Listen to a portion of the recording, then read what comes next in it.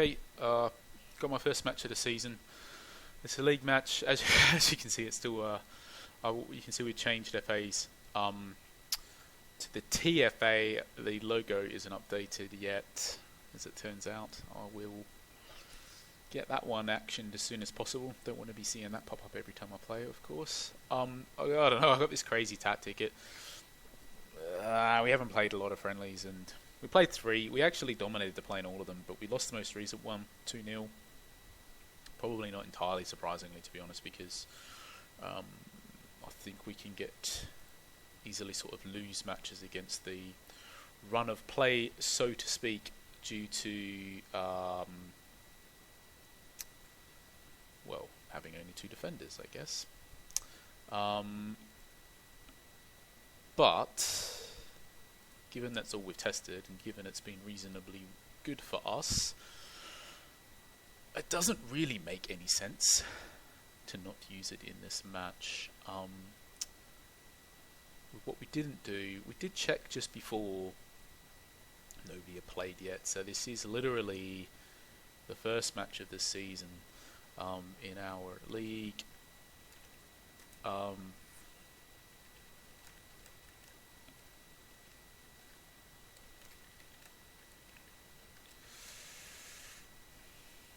So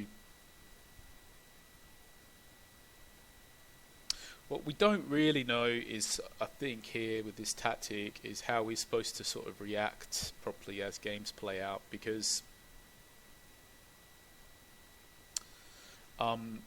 we're winning right now, and it's like, well, okay, that's great, but I don't really know. I like his colours; they're very easy to read. I don't really know what I'm supposed to do right now. Am I supposed to go more defensive? Am I supposed to? I don't have a lot of experience. I'm so settled with our other sort of tactics that I'm not really quite sure. But I do know that this tactic. Alright, he's got Luke Nillis, which is a youth. He's just in this youth batch, so maybe it's not that impressive to be. What I might do is I will bring it's just logical. He can play. He's okay at centre half. I think it's just logical. We're winning the match, and he's got at least one 16-year-old in his starting lineup. Albeit, I remember I was interested in Luke Nillis, but he went for way more than I could offer. He's actually quite nice, but still, 16 years old.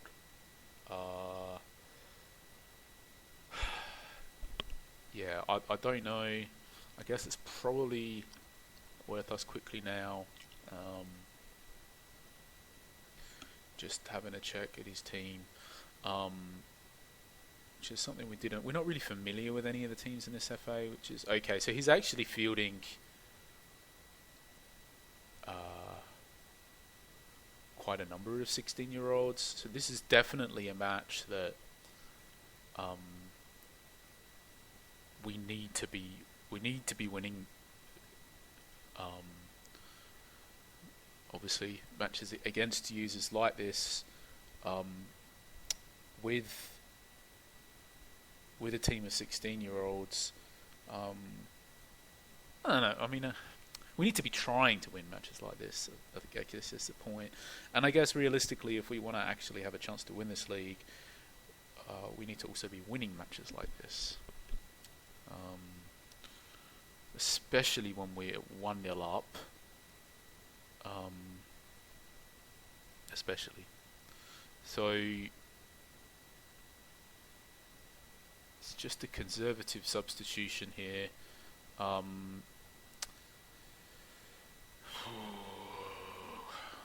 really, yeah. I really don't like the fact that he's got a team of 16-year-olds and it's all him. And alright, I feel like, let's just think for a second here, because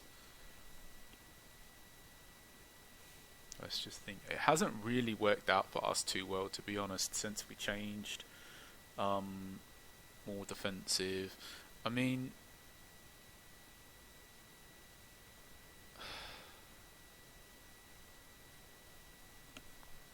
they also haven't had that many shots. I mean, there's a good chance that we could just hold on here. It's just, do we want to transition to be a bit more defensive to hold this lead right now? Because if we do, it's going to really restrict our ability to get more attacking again if we need that goal. Or do we? Do we? I mean, I think right now, I guess a versatile substitution is the one that makes the most sense to a degree here. So let's do that.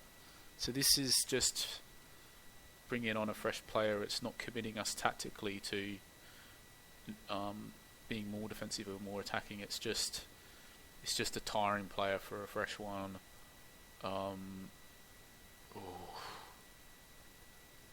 But he's really come back into the game, and I don't know whether he's changing stuff. Clearly, I can tell because he's pausing the game as well, so he's changing stuff around. It's the thing is, I'm going to pause it again in a second to think. We've used 2 subs, and he still has only had 4 shots. But that's important. Because realistically, you've 4 shots across all this time. So on the run of play, he's only going to have 1 more shot the rest of the match. So we've only got to endure a single shot here, basically. And I believe that means that we want to basically just try and defend this lead properly. So let's do that. Let's fully commit to the defensive cause here. Let's just say, fine. Let's just play without a striker. Let's just pack all the men behind the ball. And let's just go super defensive. I don't know about this closing down. Let's just go super defensive and pack men behind the ball because we don't know what else we're supposed to do, and it's a pretty safe thing. There isn't that much time left. It's a team of 16-year-olds. Playing like this might mean that he doesn't even have a shot, so we don't have to worry about getting unlucky, and we don't need to score a goal ourselves. So it seems like it's a pretty safe thing, except that we're inviting a lot of pressure, and we might potentially give away a penalty, which makes me think that maybe we should just be a little bit less aggressive to not give away just slightly. You don't want to disrupt things too much. Obviously, we can actually transition more attacking if we have to out of this, because Algren can play striker, and he's actually developed a bit. He wouldn't be a terrible striker as well, so we can transition him into a striker, and our holding midfielder could have transitioned into a central midfield. So we could have. So even though it seemed a little bit crazy over the top, going more defensive like that, because if we had conceded, we obviously weren't going to score a goal really either, probably. We still had the ability to transition back attacking, and actually it seems like it was the correct decision because they didn't actually have a shot. That was the plan, basically. The plan was, let's just make sure they don't have another shot the rest of the match. If they don't shoot, they can't score. And actually the plan worked. So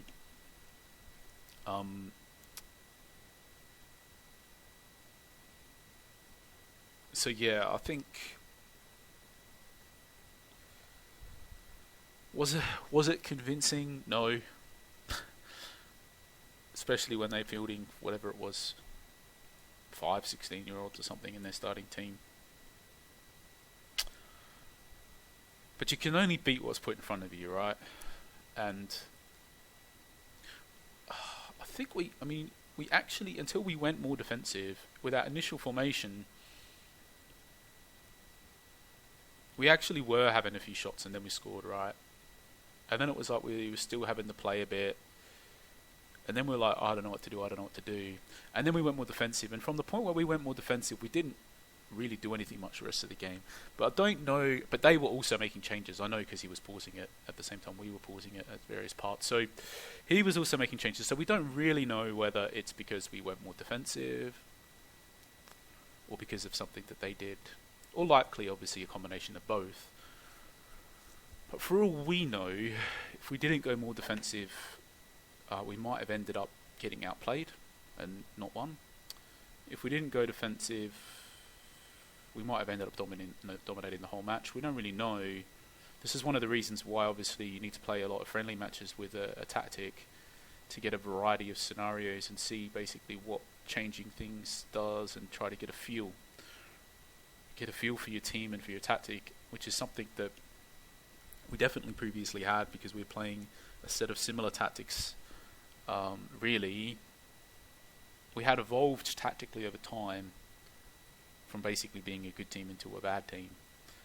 But that evolution was sort of small changes progressively, and really it was using different sets of tactics that were really the same sets of tactics, but just in different frequencies, depending on scenarios. But this is just fundamentally a totally new thing for us, and unfortunately, it's a bit of a locking type tactic, unfortunately, as well, because our right wing back, for example, can only play right wing back. Our right winger can only play right wing. So we're starting these guys. It basically means we're stuck.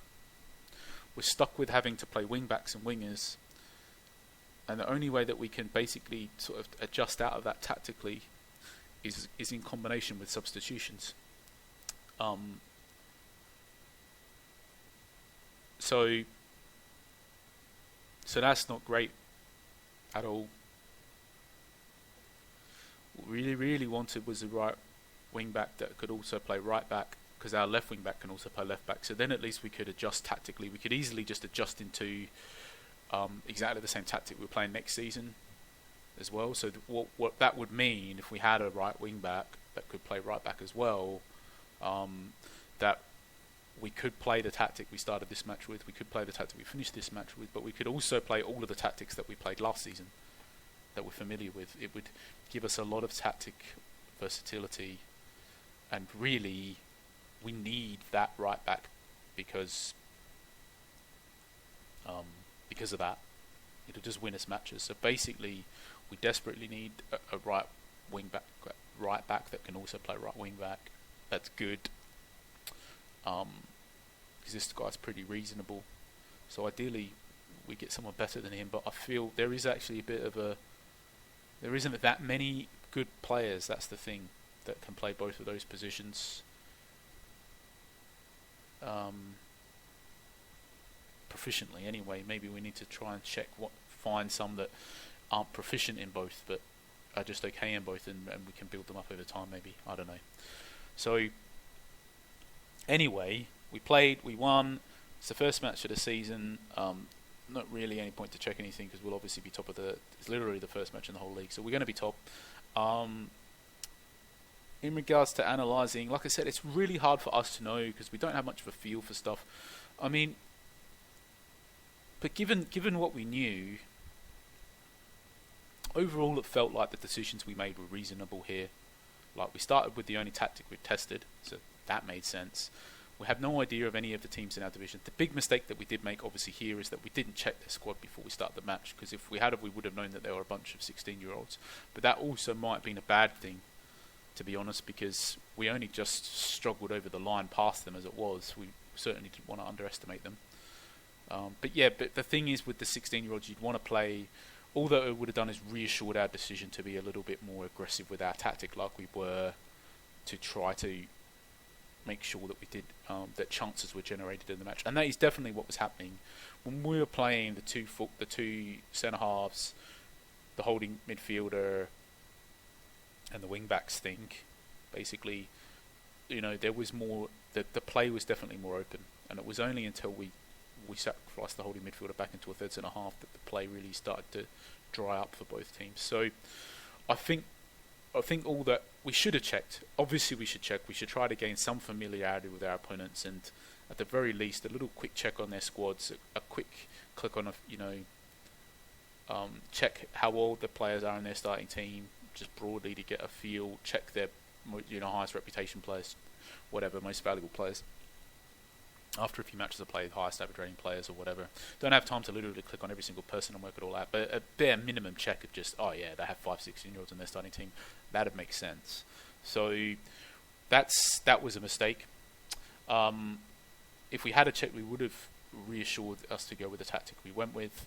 And then in regards to how the match was playing out, given what we knew, given how familiar we were, I think the correct decision was to go more defensive.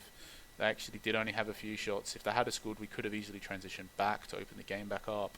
And then basically from the point where we went defensive and then we stopped creating chances, the thing about that situation really is, we're winning the match, we've gone more defensive, we were winning the match and controlling the match. And then we've gone more defensive and we started to lose grip, sort of control of the match, and it became a very stagnant match. But the thing is that by the time we realised that, 15, 20 minutes have passed, and then all of a sudden we're nearly at half time, and then actually you're in the situation, actually, they're not having many shots either. So, because this little batch of shots that they had actually happened in between this section here, right? So up until half time, it was like, well, they're not having any shots either, and we're winning, so let's just stick with it. By the time they did have a few shots, we're talking about is around this mark. So we're talking, now it's like, well, they've had a few shots, but they've still only had 3 or 4 shots at that point, whatever it was, 3 shots, I don't know, the whole match. And you're like, well, still, it's only 3 shots. And at this point, we're saying, well, they've only had 3 shots the whole match, and there's only 30 minutes left. So, what are you going to do? Go more attacking now? No. So, really, if you look at, as the match was unfolding and the decisions that were made in the moments, I think we made the right decisions. And I definitely think the decision at this point, sacrifice the striker, bring on the extra defender, go more defensive, just go defensive, and just commit to holding that lead. Especially considering we could transition back into, if we needed to, a more attacking tactic with the players we had on the pitch. I definitely think that was probably the best decision that we made. It is something that in beta that we do quite often, actually, because our team is very good at locking out matches like that in beta, and actually a lot of it's very competitive. Really, there's plenty of matches that we play that are like this. It's in the balance, it's in the mix. You have 5 shots, they have 5 shots. You nab the lead, and for us, it's like. And there's even matches where we're getting outplayed. They've had 7, 8 shots. We've had 1, and we score. And then we're like, well, this team is way better than us. We're not going to fight fire with fire here. Let's just park the bus. Let's just park the bus and see if we can park it for a whole half, even sometimes, or certainly 20 minutes. Quite often, last 20 minutes of the match, already thinking winning. Park the bus every single match pretty much in beta. So we're a bit used to it. We're nice to have a team like that can efficiently park the bus, because you really just get to the point where we were here and it's like, okay, now fine, 15, 20 minutes left. We've got the last sub and we can just commit to parking the bus. And even if the other team is outplaying us, we know that there's a very good chance that we're just going to hold on. And when you know that your team can do it efficiently, you're much more confident to commit that last substitution, to turn defensive, even when you know there's absolutely nothing that you can do if they score to change anything back. Well, there was this match, but I'm talking about a different situation where we couldn't. We're in a bit of a nice situation here, to be honest, because we'll always be able to transition back, because this player will always be on the pitch and he can play striker as well. So we do have a little bit of a benefit, and that actually this guy can play holding midfield, this guy can play holding midfield and centre midfield, this guy can play centre half, holding midfield and centre midfield. So actually the left wingers that we subbed off can also play striker. We actually have quite, outside of the wing back problem and winger problem, where our right wing back and right winger can only play those positions, outside of that, we actually do have a lot of tactical versatility to change stuff, which is why it's a real shame with the right back situation, particularly because if our right wing back could also play right back, we'd have massive tactical flexibility to change to pretty much any formation that we wanted during a match quite easily. We'd be stuck with wingers unless we made a single substitution, but that's not a big deal. Generally speaking, you're happy to have wingers anyway. And this player here, right winger, he's a solid performer anyway. So anyway, lots of talk in here, lots of stuff to do with more than just this match. Obviously, there's a little bit of pre-season planning built into this, bit of understanding. Thanks for watching. We'll catch you for the next match, and really nice to. It always feels good to start the season off with a win. Even when you start the season, well, outside of starting the season with a draw against a team that you know is a genuinely good team, that can be alright as well. But really, like, it's a bad feeling when you start the season off with a bad result, because you already feel the pressure. You already feel like, oh, have I recruited the right players? Do I need to buy somebody else? Do I need to change tactics? You're filled with all of these thoughts that.